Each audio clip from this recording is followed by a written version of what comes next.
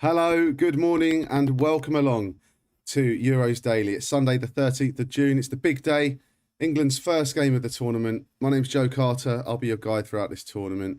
And alongside me today, Roz and Mus. Lots to get through today, 3 games to review and 3 games to preview. There really is only one place to start, though, and that is Christian Eriksen yesterday. Mus, if you're happy to, would you mind kind of describing sort of what happened yesterday for anyone who didn't see it or hear about it?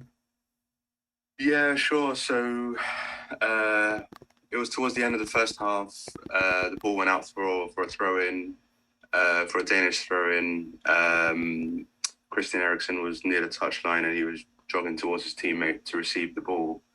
I think as the throw-in was taken, he appeared to already be kind of collapsing, so the ball just bounced off his knee, and then he collapsed, kind of face first, motionless into the turf.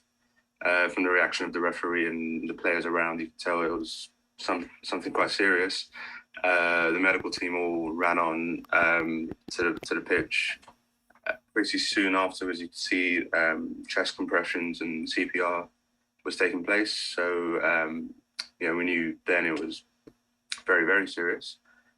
The Danish players, to their credit, had this kind of outwardly facing human shield to try and provide some privacy for Eriksen while he received potentially life-saving medical intervention. And then the game was postponed while he was taken to hospital. I think we understand now that he came back to consciousness as he was leaving the stadium. That's essentially the big incident of the game. Yeah.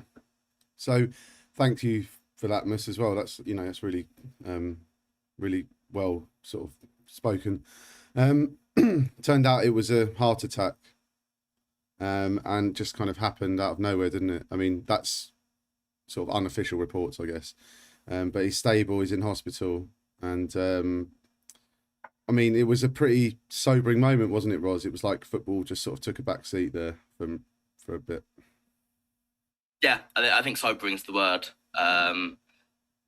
It was just, it's one of those things where it's incredibly hard to watch. You also didn't want to stop watching because you were just hoping that he was going to move, like show some signs of life. The BBC's getting a lot of stick for how much of it they showed. I was disgusted personally. What the zooming in, the lack of privacy, the fact they didn't cut to the studio about 15 minutes earlier.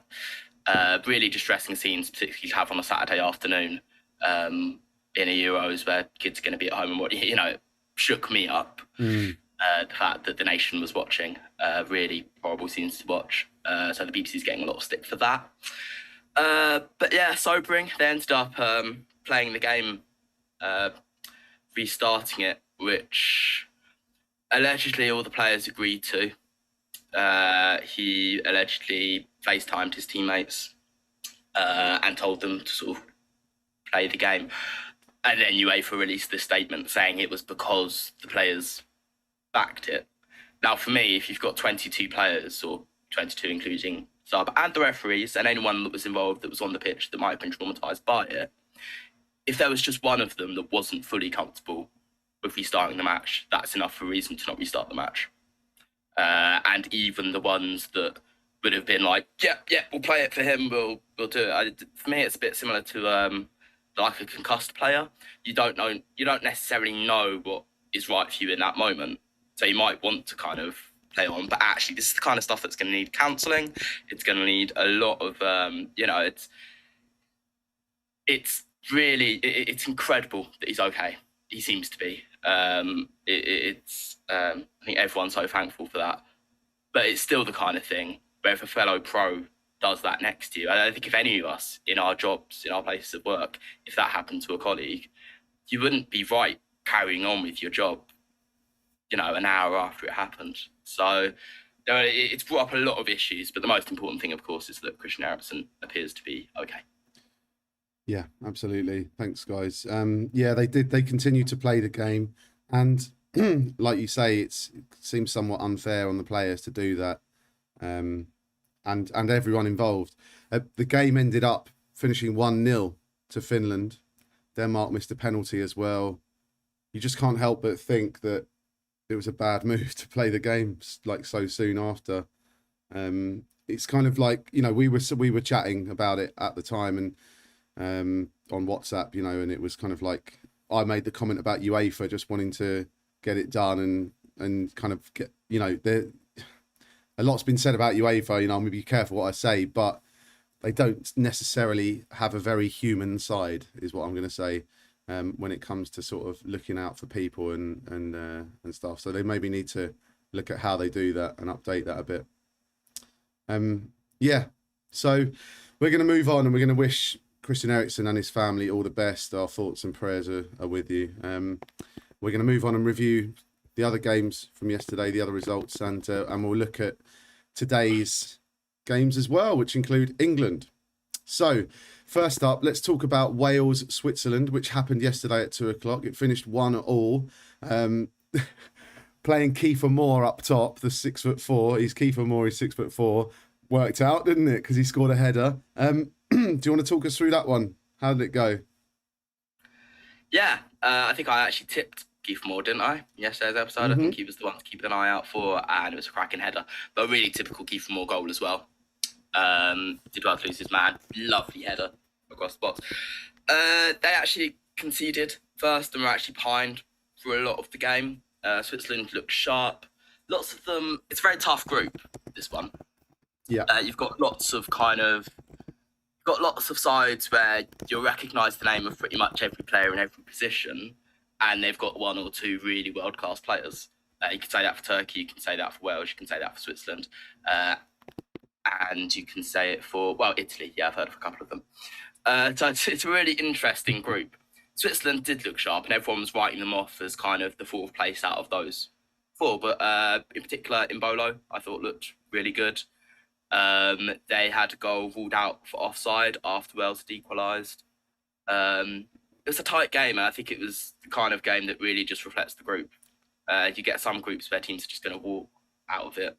This one, these teams are really unfortunate to kind of be in a group with one another. The fourth place one will be a very unlucky team. Yeah, worked out to be quite a good kind of pace to the game. It was a lively game. Like you say, Mbolo looked very sharp. Someone who played in the last tournament 5 years ago and he was kind of hyped up to be this great player and didn't really turn out, but did well. Seferovic, Switzerland's other striker, didn't fare as well. Apparently, he's had 10 shots at European Championships and none of them have been on target. So pretty poor conversion rate there from him. But yeah, I thought Wales's tactics in the first half seemed very negative. They seemed a bit like Turkey against Italy, sort of saying you're the better team. And the Wales that we saw 5 years ago, 3 years ago, they were like going for it, and they were out there going for it and hitting the other teams. This seemed a bit more negative, and I think Wales maybe need to get a bit more of that dragon spirit and take the game to the opposition in their remaining games in that group. Another point actually from that one as well is that it was in Baku, in Azerbaijan. Apparently they were reducing the prices of tickets, and they were literally out trying to sell tickets on the day because no one wanted to go to the game. No one's interested. Why on earth? Why is there a stadium in a place where people aren't interested? I get that we want to bring the game to new audiences, but there are plenty of other stadiums and plenty of other people in other countries who would be absolutely gagging to go to that game. Why isn't it in Cardiff? Why isn't it in Bern? That's just my thoughts on it. Mus, have you got an opinion on that? No, I just find it funny that an Arsenal fan doesn't like Baku. I wonder what memories. From what I understand, though, I think the next Wales game against Turkey in Baku should be a popular affair. I think apparently Turkey and Azerbaijan have really close links. There'll be a lot of Turkey supporting Azeris in the stadium. I think Turkey actually backed Azerbaijan in a war last year against Armenia, so they'll probably call on a bit of in-stadium support. So that might be a difficult one. So that politics in sport, must we don't do politics in sport. We don't do politics on Euros Daily. Yeah, sorry. No, but yeah, I mean, I think the other tricky thing with the logistics of this tournament is that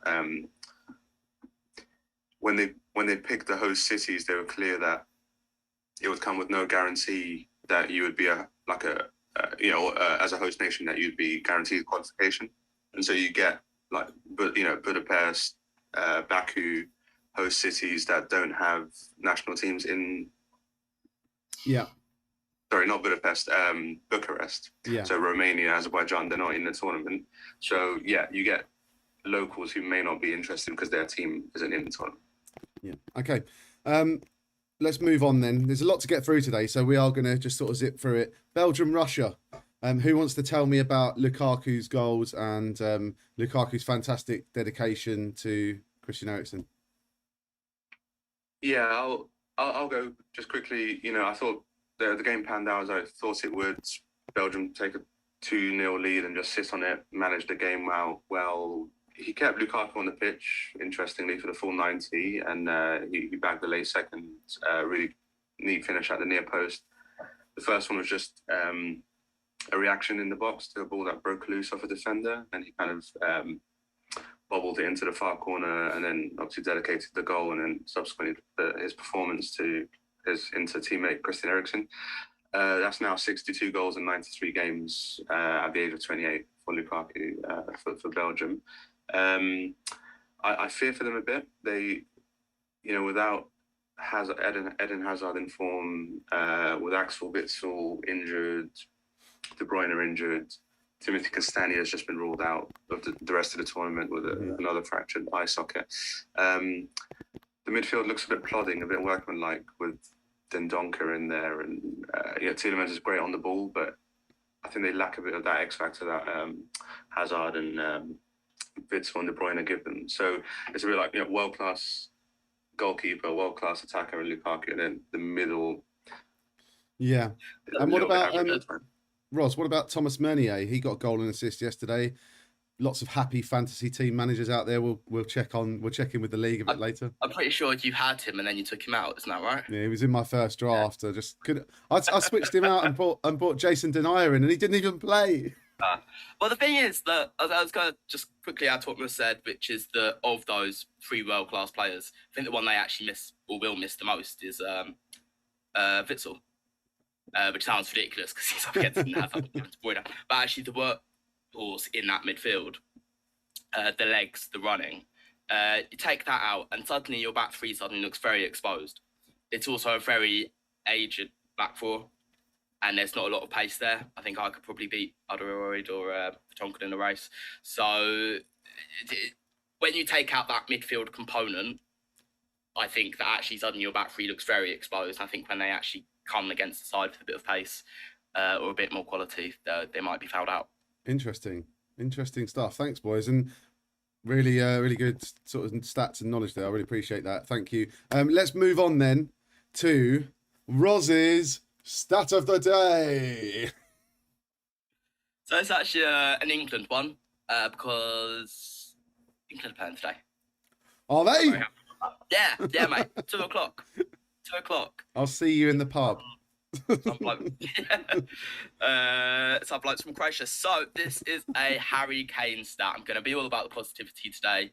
There's been a lot of stuff on YouTube which is trying to dig out that sense of optimism that Gareth Southgate's given us since the last tournament. I'm not having any of it. You'll only get positive things from me until the final whistle, and then I'll say that they're all terrible. 1 lion and 10 losers, or whatever the headline or bet was. But this is a Harry Kane one, and it is that in qualifying, let's make it a quiz as well. Oh, okay. Gonna have to. We should call it Roz's quiz of the day, shouldn't we? It's more. Oh, the stat. I know. Yeah. Let's go for Harry Kane. How many goals/assists, so goal involvements, did he average per game in qualifying? How many games is it? 1.5. 8 games, I think, wasn't there? 8 games. What are you saying, Miss? 1.5? Yeah. 1.5. I'm going to say one. I'm going to do some housery. I'll go 1.6. Oh, Harry Kane. If anyone wants any optimism going into today, Harry Kane in qualifying averaged 2.74 goal involvements per game. That's almost a Yes, hat I trick. win. It's coming home, lads. It's coming home. It's coming. No, let's not do that just yet. Okay, right, yeah. Let's talk for a lovely stat of the day, which leads us right into England Croatia at 2:00 live from the Rose in New Cross. Sorry, live from from Wembley. That's where we'll be if you want to come and join us. Yes. Right. What is England's starting 11 going to be, Mus? Come on, tell us. Okay, so my guess is that with 3 at the back, I think Ben White will be one of the 3. Seems like Southgate really likes him, and he's a good player. So I think he'll come in alongside Stones and probably Kyle Walker. I imagine. I think two holding midfielders, maybe Rice and Bellingham probably, and then that allows you to get more attackers in the side. I think he'll start with Sterling, probably Sterling and Rashford alongside Kane. I think he'll go with he'll go. I hope he doesn't, but yeah. The attackers that he trusts. Yeah, it's kind of, it is about who Gareth trusts, and let's be honest, that would be a very experienced front line, wouldn't it, Roz? Definitely, and I'll just remind, there's been so many comparisons with Euro 96. I'll just remind everyone that Terry Venables said to Alan Shearer, who wasn't in any kind of good form going into that tournament, said to him several weeks before the tournament started, "You're my number 9, you'll be starting." And actually, everyone in the country is not backing Raheem Sterling, which I think is kind of fair. I don't think he's had a very good season at all. Everyone's kind of gone off Marcus Rashford a bit, saying he looks worn out. I think he's only been off it for about 3 or 4 games, and he's had a bit of a break now.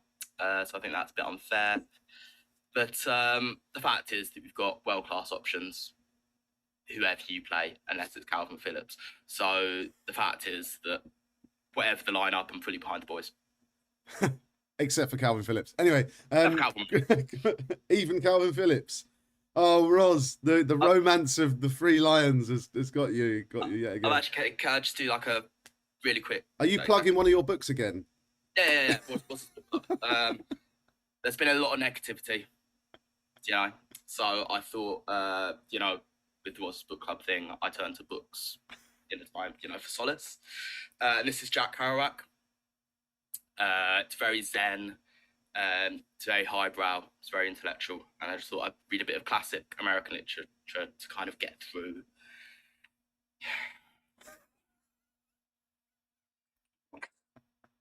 So many jokes. So many sneers. And all those oh so nears. Looking back through the years. But I still see that tackle for more. Bobby belting the ball. When Lineker scores, Nobby dancing. And I remember 3 lines on the shirt. Jules May still gleaming. 55 years of fucking hurt. They never stopped me dreaming. Thank you. Oh, wow. Got a tear in my eye. Oh my God, so have I, but it's like tears of laughter. I couldn't stop laughing from minute 1, sorry. That is amazing. Thank you, Roz. Roz's Book Club there. Another feature. We've got too many features on this pod. It's brilliant. So, quickly, danger man for Croatia. Is it Luka Modric, or is there anyone else to worry about? Perisic. Yeah, Perisic relies a bit more on pace. For a lot of them, I'm kind of not so worried. Modric, Brozovic, players like that.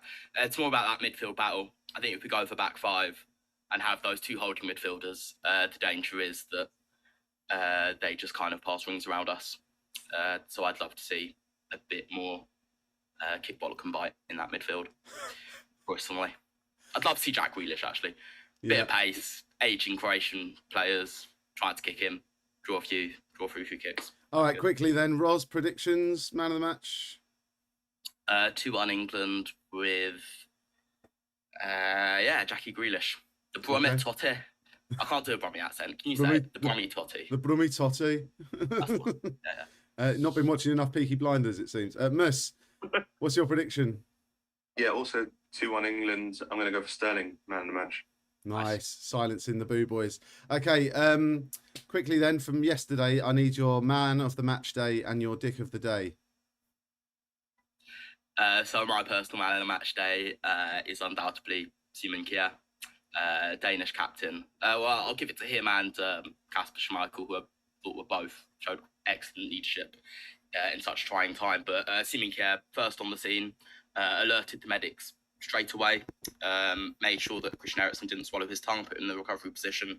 Apparently, I didn't see this, but apparently started doing CPR on him before the medics could get there.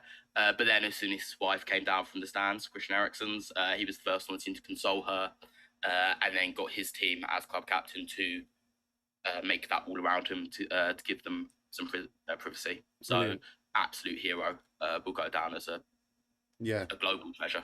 Legendary. What a human. What a fantastic thing to do. Mus, along the same lines for you, man of the match day? Yeah, I would just extend that to include the medics and the paramedics. Just another reminder of who the true heroes are. In an ideal world, they should be, on footballer salaries as well. Very true. Okay, Roz, dick of the day.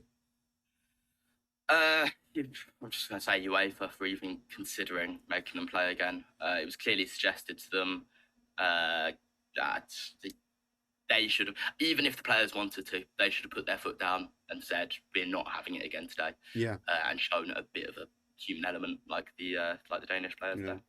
Mus, did you want to add a dick of the day? Probably the host producer who was transmitting the feed to the BBC and all the other broadcasters for that kind of voyeuristic zooming in on the distressed partner of one of the players who appeared to be dying before our eyes. It was on the wife, and then before that, as soon as you see someone collapse off the ball, you pan away.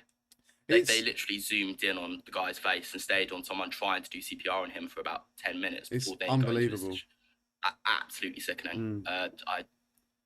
It's the BBC. It's so double standards, isn't it? The biggest broadcasters on the planet. Who was making those calls? Yeah, and you think as soon as they won't show a leg break, they won't show a streaker on the pitch or a fan that runs onto the pitch. They immediately pan. It's just kind of something's got to be done there. Something's got to be talked about. Have that conversation because it was wrong. Okay, we're gonna have a very quick look. We've run over quite far today, lads. It's been a long one. We're gonna have a very quick look at the fantasy league. I'm just gonna tell you who's top, who's bottom, and then we'll say goodbye and we'll go and wish England the best. Right, top of the league. Big shouts to DB92, Dominator.